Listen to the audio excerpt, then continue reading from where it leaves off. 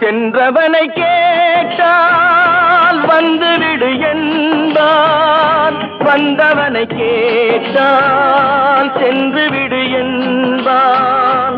சென்றவனை கேட்டால் வந்துவிடு என்பான், வந்தவனை கேட்டால் சென்று விடு என்பான், சென்று விடு என்பான். வீடு வரை உறவு, வீதி வரை மனைவி, காடு வரை பிள்ளை, கடைசி வரை யாரோ, கடைசி வரை யாரோ.